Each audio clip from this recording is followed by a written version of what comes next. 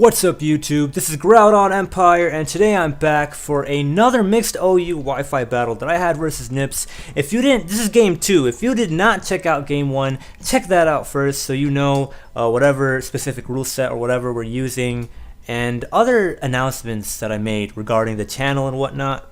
Definitely this is a tough time for me personally going on, so definitely check that video out first before you check this out. Not only for the chronological order thing, but also for those little channel housekeeping announcements and whatnot.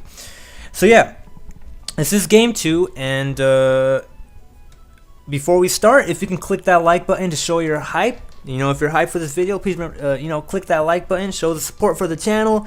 You know, all support is greatly appreciated, and if you like this video, you know, remember before the end of this video to click that like button as well, so you don't forget. Just friendly reminder. So yeah, we go right into this battle, and as I did mention in the last battle, there are rules that we have, custom rules, such as the banning and the 10 Pokemon roster and whatnot. And my opponent, this time, it's game 2, so I can't have the same ban list as game 1. So now his Trevenant and Metagross are unbanned, and as you can see, they're both on the team. They are arguably the best Pokemon to battle my team with, so you know that's why I'm afraid. I'm really afraid of Metagross, especially. Oh my goodness. But yeah, otherwise it's pretty much the same team he used last game. I banned his Granbull and Gardevoir because if you guys saw game 1, which honestly at this point I don't know why you guys are continuing to watch. If you didn't watch game 1, it's chronological order. I did tell you guys that. What do you call so game 1 he had a Gardevoir and Granbull, and I had to ban those two because yo, Scarf Gardevoir, sure I can play around it, but I mean if you have a Metagross and a Trevenant and all of that stuff and you have Scarf Gardevoir, yo, get out of here. It's gonna be way too difficult to play around that. And then you have Trevenant. Trevenant is a pain as well, but whatever. I wanted that intimidating Granbull gone, and I wanted that Gardevoir gone. And I thought he was going to ban Beedrill after what Beedrill did first game. But look, Beedrill's still here. He banned my Starmie and he banned my Beedrill. And while it's amazing to ban Starmie for my opponent, because now I have a severe Stealth Rock weakness and I don't have any way to remove it with Rapid Spin, at the same time, he banned Heracross, which, I mean, if I have Beedrill, I'm not going to switch out. So that really sucks. My opponent definitely messed up on that. And as you can see from my team, instead of Starmie, I ended up bringing a Magneton. So that's hilarious because I have Magneton and Magnezone on the same team, but I don't have any dragons or fairies, so that's hilarious. But yeah, one more thing I wanted to mention is my Gligar doesn't have Defog. It's the same Gligar I used last game because I did not want to mess around with too many things. I was like, whatever, who cares? So yeah, let's just start this battle. I do lead off with the Magneton because, yeah, I'm scared of starting off with Beedrill because he might have like the Trevenant or the Metagross and Bullet Punch. Yeah, I just start off with the Beedrill because I mean with the Magneton because I can just Scarf Volt Switch versus anything. We're gonna start the battle and we're gonna see what's happening. If that was a long intro, I do apologize, but I did want to talk to you guys about the thought process in the middle and whatnot. I think that's important, but yeah. Heatran is the lead. I do go for the Volt Switch. I don't have like Hidden Power Ground or anything. And my opponent, not Scarf, I don't know what my opponent is, but they're not Max Speed Scarf because Max Speed Scarf would be faster than my own Max Speed Scarfer because it's faster, base 77 versus base 70. He goes for the Stealth Rock, extremely good move on my opponent's part. I do switch out into the Gligar because that's my best move. And I just set up my own Stealth Rock.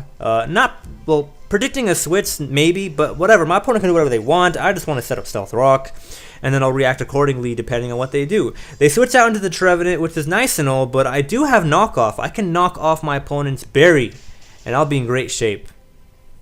And I do that, and their Lumberry's gone, so that means you probably have Rest. They're not Citrus Sub, but they're Rest. And it's extremely awesome to knock my opponent's Lumberry off because now they can't do anything crazy. It's very unfortunate my opponent missed a Will-O-Wisp that turn, but Gligar is not my offensive threat, so I mean it doesn't. We'll see how much it matters at the end of the game. We'll see how much it matters, but that's unfortunate. You know, it's unfortunate, and it sucks. It sucks, but can you do? This turn, I don't opt for going for knockoffs anymore because my opponent is sleeping. So I'll just go out into Weavile, U-turn, because I get damage off while switching. There's no reason not to U-turn when I have the option to. But yeah, I was knocking off all those previous turns because I just wanted to do as many knockoffs as possible before either Trevenant goes down or another Pokemon gets rid of its item. Now this turn I go for the Icicle Crash because he might switch out into something, whatever it is. I don't want to go for knockoff because Icicle Crash does the most damage to this thing, and it has the best neutral coverage for the rest of my opponent's team as well. Versus, you know, the fairy, you know, Florges and whatnot. So yeah. This turn, Biggie comes out, and I just go for Low Kick, because after Stealth Rock, Low Kick is like a guaranteed OHKO, no matter what the variant is. So that's good for me. This turn, like my opponent should have went out into this thing last turn. I don't know why they didn't, but that was a misplay on my opponent's part. Or even Metagross. Wait, yeah, Metagross would have died to knockoff. But whatever, my opponent did make a misplay. That's what I'm trying to say. They go on to Florges now, and I'm forced to switch out into my zone because it doesn't matter what my opponent goes for. I don't really need zone, but I mean, if I can use zone usefully, that would be great. Resist the Moonblast, but that does a lot of damage. Like, that has to be an offensive Florges because, oh my goodness, that damage. So right now, and he should have definitely went for Hidden Power Fire if he had it last turn, but, you know, mistakes happen, misplays happen, and those tend to determine the game. Now, I'm Choice Specs locked into Thunderbolt, you know. I didn't go for Flash Cannon because I predicted him to switch out into this thing, and he didn't. But whatever, I'm Choice Specs anyway, so it's fine. And he thinks I can switch out, and he makes another misplay, switches out into the Heatran, who's going to get 2-hit KO'd after Stealth Rock and Leftovers recovery to the Specs Thunderbolt. So my opponent made some misplays after misplay in that little sequence over there. It's unfortunate, but sometimes that happens. It determines the outcome of a game. Right now my opponent goes out into Mega Man. I am scared out of my life of this thing using Rock Polish or Agility. I'm just going to go for my what's it called? My Specs Thunderbolt. I have no reason to switch out. He goes for the Zen Butt. If he missed, that would have been, I don't even know what to say. But he didn't miss, so that's good for my opponent. KOs the Magnezone, and this turn I go out into Magneton because I am Choice Scarfed, and I outspeed the Metagross. And what I can do is I can just Volt Switch. My game plan here is, you know I can't OHKO or even 2-hit KO this thing. And he might go for an Earthquake anyway, so like I'm just going to Volt Switch, go on to Gligar, see what happens. He might go for the Earthquake and I'm immune. And if that happens, great for me. If he predicts and goes for an Ice Punch, good for him. But he goes for the Earthquake, which I'm immune to. He hits me with the Ice Punch this turn. This thing is so bulky, it does not care, and it survives. I go for the U-turn, thinking, hey, if I survive, I'll just go for a U-turn, go out into Magneton, and then I'll Volt Switch again, and then I'll go back out into Gligar and die to the Stealth Rock, and then I'll come back again and finish things off with another Volt Switch.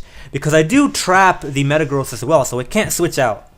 So it's a really good time, but like, if you're forced, I mean, not forced, I meant to say, like, you know, Mega Metagross is such a threat.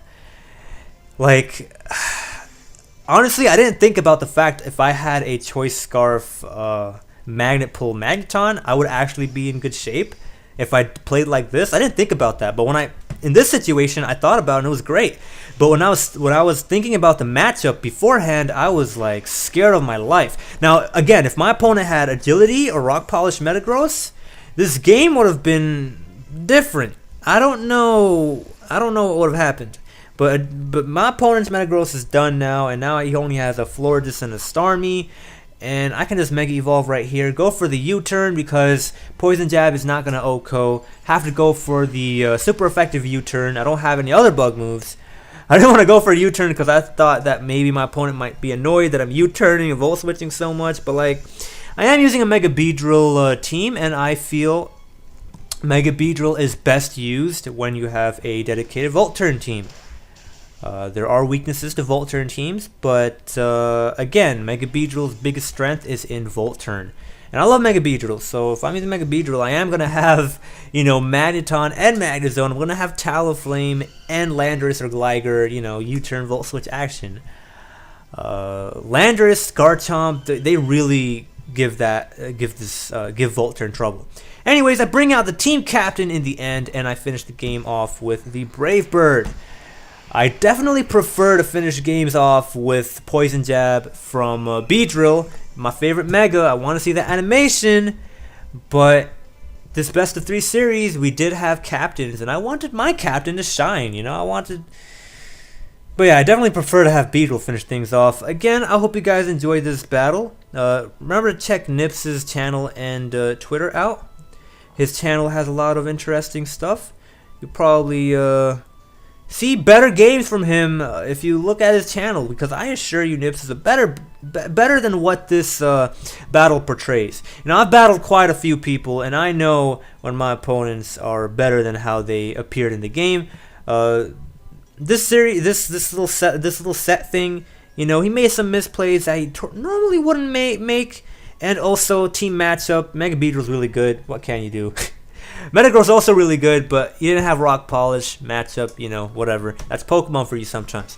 Hope you guys enjoyed this. If you did, please remember to click that like button. That support is, to say it's greatly appreciated is, it's not enough to actually tell you just how much it's appreciated. But yeah, you know, it's greatly appreciated. It's far more greatly appreciated than the words even can describe. And you know, if you can subscribe to the channel if you really like this stuff, that would be great too. And if you're not convinced, hey, just check out the other content on this channel, and perhaps you will like the stuff enough to subscribe. That would be awesome. Hope you guys enjoy yourselves. This was Groudon Empire. Peace out.